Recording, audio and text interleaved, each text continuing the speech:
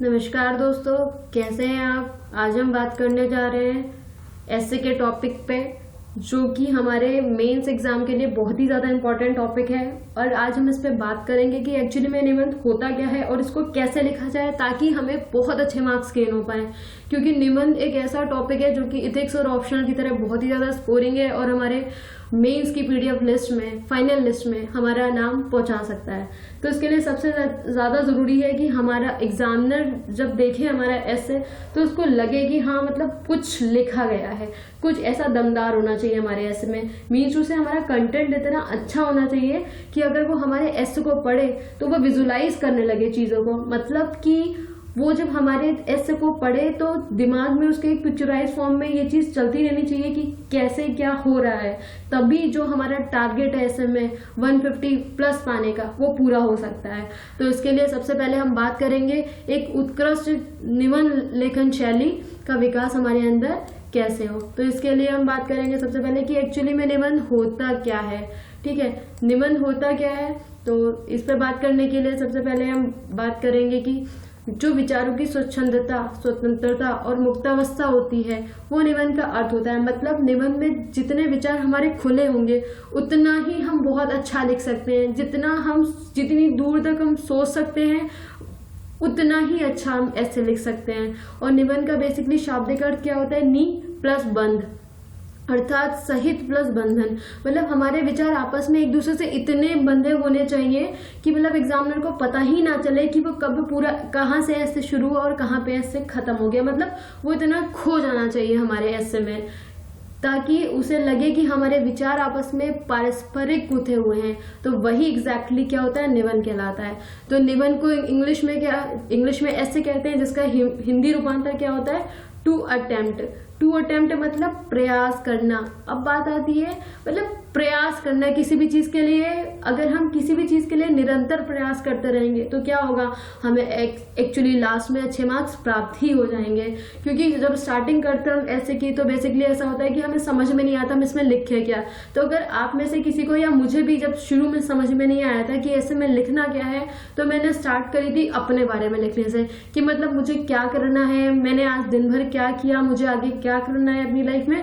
तो इस टाइप की चीज़ों से आप शुरू कर सकते हैं, ताकि आपको अपने बारे में जब आप लिखोगे तो एक आपको दिमाग में आपके एक फ्रेम बैठेगा कि नहीं, हमें कोई ऐसे लिखना है तो हम कैसे लिखेंगे। एक टाइम के बाद आपके दिमाग में खुद ब खुद ऐसी फ्रेमिंग चलने लगेगी, जिससे क्या होगा, आप मतलब लास्ट में आपकी अप्रोच जो है बहुत अच्छी हो जाएगी निबंध के लिए।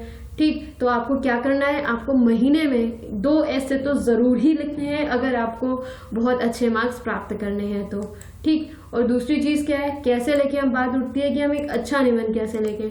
अच्छा निबंध लिखने के लिए क्या होना चाहिए, एक चिंतन। मतलब हमारी थॉट प्रोसेस किसी भी सब्जेक्ट में बहुत स्ट्रांग होनी चाहिए। अगर स्ट्रांग ना भी हो थॉट प्रोसेस हमारी, तो हमें किसी भी चीज़ पे चिंतन करते रहना चाहिए कि नहीं, अगर ऐसा हुआ है तो ऐसा क्यों हुआ है, अगर ऐसा होगा तो क्यों होगा, अगर इसको हम ऐसे करेंगे तो उससे हमें फ़ायदा क्या होगा। मतलब उसमें हमें क्रिएट करता रहे। जैसे हम समाज में कुछ भी देखते हैं कि महिलाओं के साथ ऐसी चीज़ हो रही है, तो वो क्यों हो रही है, अगर हम यहाँ पे ऐसा रूल अप्लाई कर देंगे तो ऐसा क्या होगा कि क्या चेंजमेंट आ जाएगा समाज में, और अगर उससे कोई चेंज होगा तो हमारी उसका अर्थव्यवस्था पे क्या इफेक्ट पड़ेगा। तो इस टाइप से हमें क्या करना है, चीज़ों को आपस में कनेक्टेड करना है। और यूपीएससी के एग्जाम में तो निबंध की बहुत महत्वपूर्ण भूमिका है, बहुत स्कोरिंग है ये। तो उसके लिए सबसे पहले हमें क्या करना चाहिए, हमें निरंतर अभ्यास करना चाहिए। जैसे मैंने बताया, एक महीने में एटलीस्ट 2 ऐसे ज़रूर लिखें, ताकि आपकी एक प्रैक्टिस बने इस चीज़ पे। लेखन शैली, मतलब हमारी लेखन शैली बहुत ज़्यादा क्लिष्ट, मतलब बहुत ज़्यादा टफ नहीं होनी चाहिए और ना ही बहुत ज़्यादा आसान। मीन्स उसे लोकल लैंग्वेज जैसे कि हम और आप यूज़ करते हैं आपस में बातचीत करने के लिए, तो वैसी लैंग्वेज ऐसे में नहीं होनी चाहिए। मतलब थोड़ा सा कुछ डिफरेंट होना चाहिए, क्योंकि ऐसे तो बहुत सारे स्टूडेंट्स लिखते हैं मेंस के एग्जाम में, क्योंकि जब उन्होंने पीटी क्वालिफाई किया है इट मीन्स कि वो टैलेंटेड हैं, गए हैं। तो मतलब चीज़ें तो सबकी एक जैसी रहती हैं, बट उसमें क्या डिफरेंट है वो एग्जामिनर उसमें से निकालता है। विचारों में तारतम्यता, मतलब व्यूज जो है, जब एग्जामिनर हमारा ऐसे पढ़े तो कनेक्टिविटी उसे मिलती रहनी चाहिए। जैसे कि हम पॉलिटिकल एस्पेक्ट में कोई बात करें तो उसका समाज पे क्या इफेक्ट पड़ा, जब हम समाज की बात करें तो समाज पे जो पॉलिटिकल एस्पेक्ट से जो नीतियां बनाई उससे समाज पे क्या प्रभाव पड़ा, और समाज से इकोनॉमिक्स पे क्या प्रभाव पड़ा, फिर इकोनॉमिक्स का नागरिक पे क्या प्रभाव पड़ा, कल्चर पे क्या इफेक्ट पड़ा, ऐसे क्या हो, इसको जोड़ते रहना है आपको। और विषय वस्तु मतलब कि क्या, आपका कंटेंट, जो भी कंटेंट आप लिखे वो ऑथेंटिक होना चाहिए, क्योंकि जो भी ऐसा आप लिखोगे वहां पे सबको पता होगा कि इस ऐसे में हमें लिखना क्या है। तो सबसे पहले हमें क्या करना है, एक तो पहले तो फ्रेमिंग बनाएंगे, उसके बाद फ्रेमिंग करने के बाद में दूसरी चीज है, जो भी हम वहां पे कंटेंट डालेंगे वो ऑथेंटिक होने चाहिए। जैसे एक एग्जांपल ले लेते हैं, यहाँ हम कहते हैं कि कहा जाता है कि अपराधियों को चुनाव में भाग नहीं लेने देना चाहिए, ठीक। लेकिन अगर हम यहाँ पे इसकी जगह ये लिखेंगे कि लिली थॉमस के केस में या फिर आरपीआई एक्ट में उल्लेख किया गया है कि अपराधी को चुनाव में पार्टिसिपेट नहीं कर देना चाहिए, तो हमारे सेंटेंस में क्या एक जान आ जा रही है, एग्जामिनर को लगेगा नहीं हमने पढ़ा हुआ है। तो यहाँ पे क्या होगा, मतलब उसे लगेगा कि हाँ यार बंदे में कुछ तो दम है, इसने कुछ तो पढ़ा हुआ है। तो यहाँ पे एक हमारे कंटेंट क्या है और उससे थोड़ा अलग हो जा रहा है। फिर नेक्स्ट हम बात करेंगे जो हमारी हिंदी भाषा, मैंने भी बात की, हमारी जो हिंदी भाषा है शब्द भंडार उस पर अच्छी पकड़ होनी चाहिए। बहुत ज़्यादा लोकल लैंग्वेज यूज़ नहीं करनी और ना ही बहुत ज़्यादा टफेस्ट लैंग्वेज यूज़ करनी है हमें यहाँ पे। जो भाषा शैली है वो उसका सबसे बड़ा औजार है। अगर हमारी भाषा शैली अच्छी है तो हमारा जो विषय वस्तु जो हम रचते हैं, मतलब जो कंटेंट होता है वो भी हमारा अच्छा हो जाता है। तीसरी चीज हमारी आती है जो अभिव्यक्ति और प्रस्तुतिकरण है। हम अपने ऐसे को दिखा कैसे रहे हैं, मतलब कैसे हम प्रस्तुत कर रहे हैं, हमारे व्यूज क्या हैं उसमें एग्जामिनर हमें ये भाव लेता है कि हम पूरे ऐसे के बारे में एक्चुअली में सोच क्या रहे हैं। यही जो डायमेंशन होती है यही हमारे मार्क्स डिसाइड करती है। ऐसा तो नहीं है कहीं हम गवर्नमेंट के पक्ष में नेगेटिव बता दे रहे हैं या किसी और पक्ष में नेगेटिव चले जा रहे हैं। तो यहाँ पे हमारे जो व्यूज होते हैं वो हमारी नैतिकता को भाप लेता है कि हम क्या है, ठीक। और चौथी चीज क्या है, हमारे तथ्य बहुत स्पष्ट होने चाहिए। जो भी हम उसमें तथ्य फैक्चुअल इन्फॉर्मेशन मतलब डालें अपने ऐसे में, तो बहुत ही ज्यादा उसमें क्लैरिटी होनी चाहिए, क्योंकि सारे लोग ही फैक्चुअल इन्फॉर्मेशन लिखेंगे तो बट जिसकी ज्यादा क्लियर होगी उसी को मार्क्स ज्यादा मिलेंगे। तो फैक्चुअल इन्फॉर्मेशन एकदम क्लियर होनी चाहिए।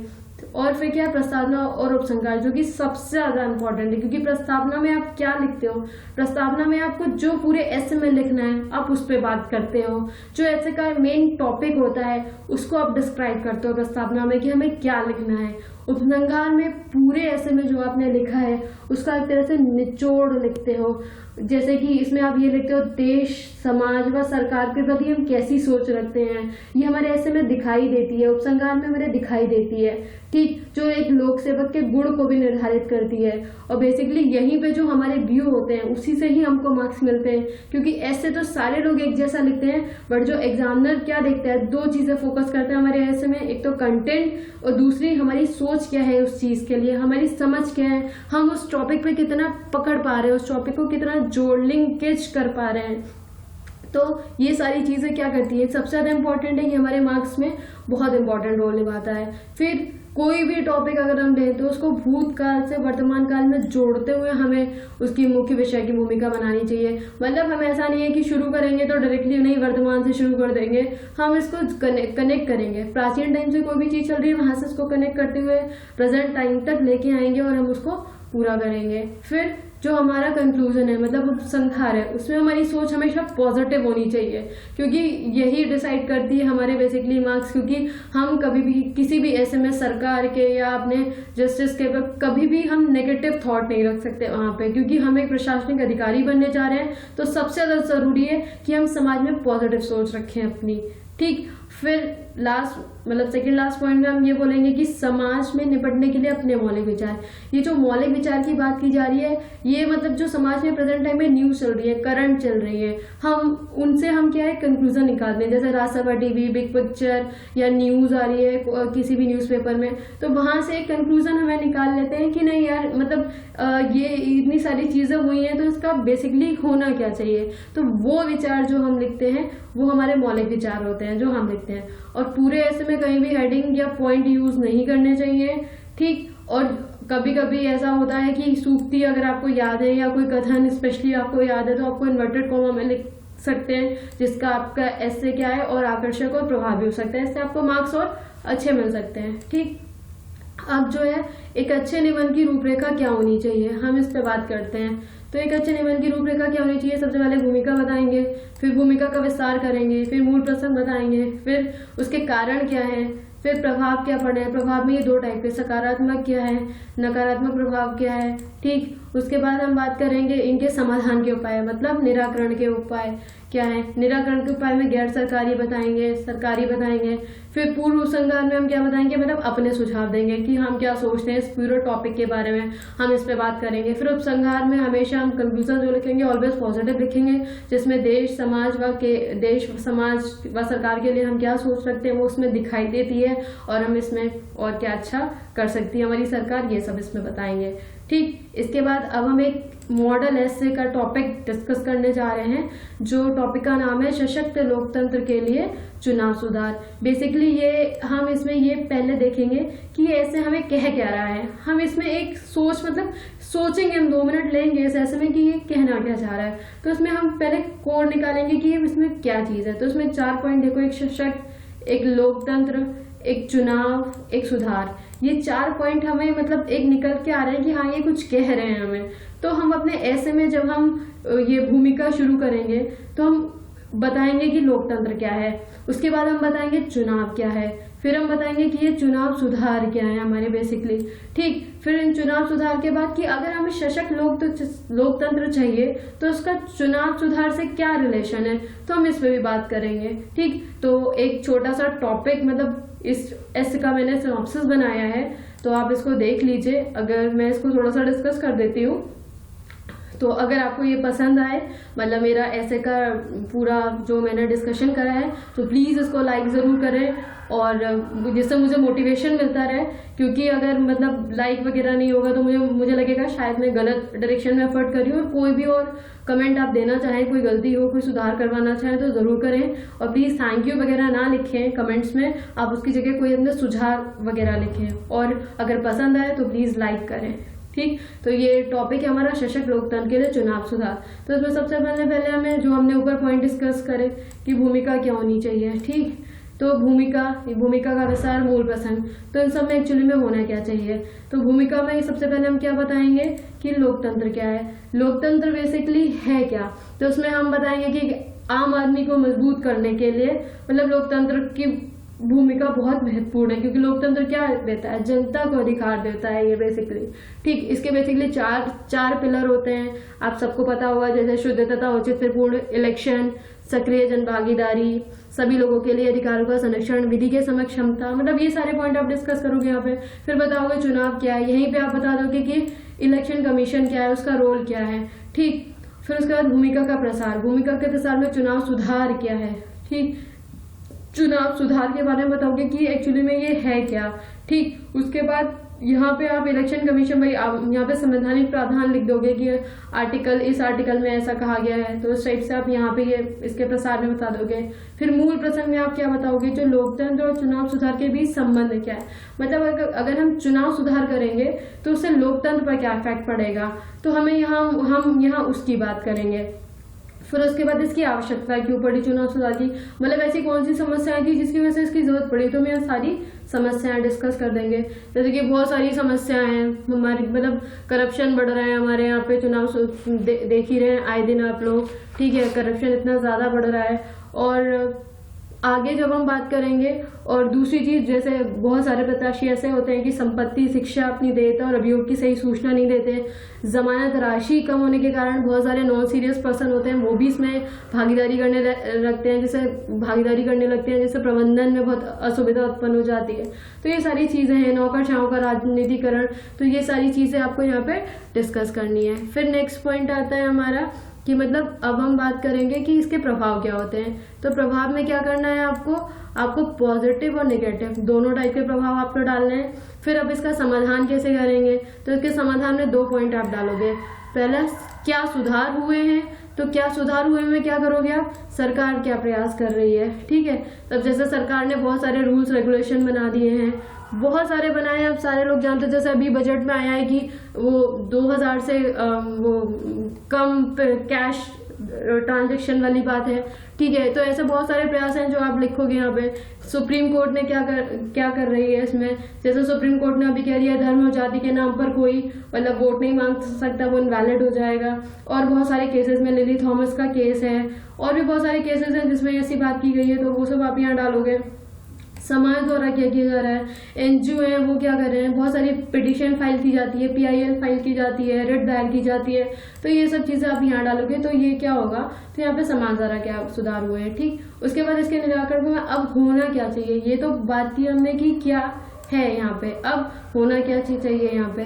तो सबसे पहले हम यहाँ पे तो जनरल व्यू डिस्कस करेंगे कि क्या होना चाहिए।